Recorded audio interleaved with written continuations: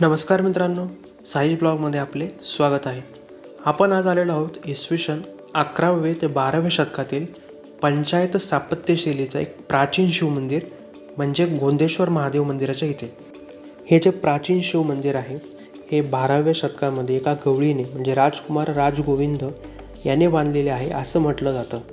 आणि या मंदिराचं जर आपण बांधकामाचा जर काळ बघितला तो इसवी 11वे ते 12व्या शतकातील आपल्याला पाहायला मिळतो.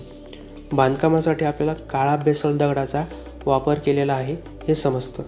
मंदिर उंच आणि मजबूत एका दगडी चौथऱ्यावर बांधले आणि उभारलेले आपल्याला पाहायला मिळतं. तर मंदिराकडे जर आपण पाहिलं म्हणजे जर मंदिरामध्ये जर आपण एंटर करतोय तर तिथून जर आपण पाहिलं तर एखाद्या हत्तीने उचलून धरलं आहे असे आपल्याला भास होतो.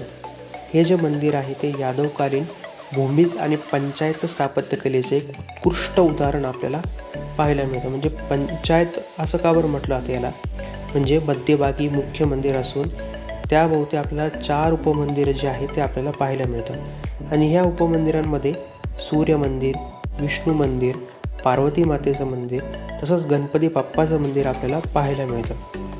गोदेश्वर मंदिराचं जर बाहेर जर आपण पाहिलं तर एक शिवलिंग असून आणि मंदिराच्या अंतर्भागामध्ये गर्भगृहात एक मुख्य शिवलिंग श्रद्धेने विराजमान झालेलं आपल्याला पाहायला मिळतं.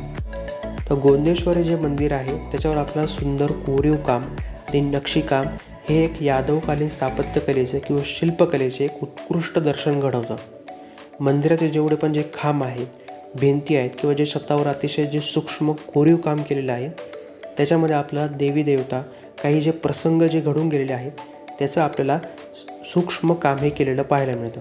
आणि प्रत्येक जे काही आकृत्या आहेत त्या आपल्याला जिवंत भासतात.